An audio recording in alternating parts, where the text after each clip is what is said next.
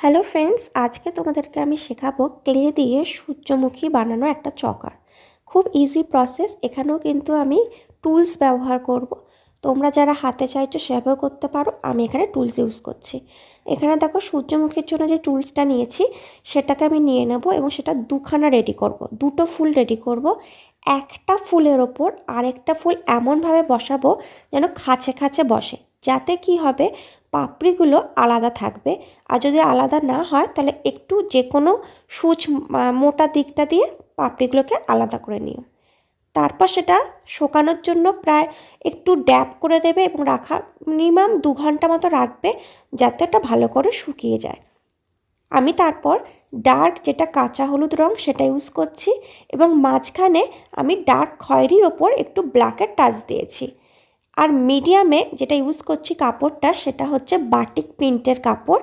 একটা চাকতি কেটে নিয়ে তার ওপরে মাটির মা দুর্গা লাগিয়েছি, নিচে লাগাবো 3টে ঝুমকো এবং দুপাশে লাগাবো হচ্ছে সুন্দর করে সানফ্লাওয়ারগুলো রং করলে তারপর তোমাদের শুকাতে লাগে একদিন।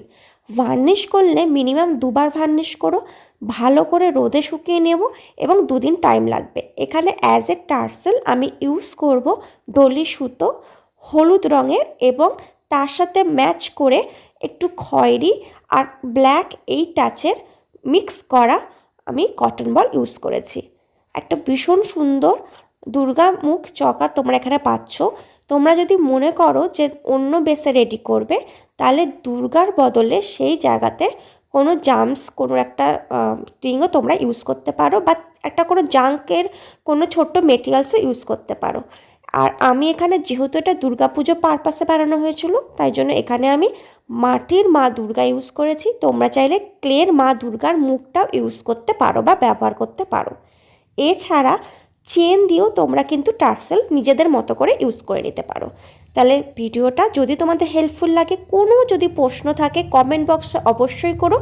তোমাদের প্রতিটি প্রশ্ন উত্তর দেওয়ার আমি কিন্তু চেষ্টা করব।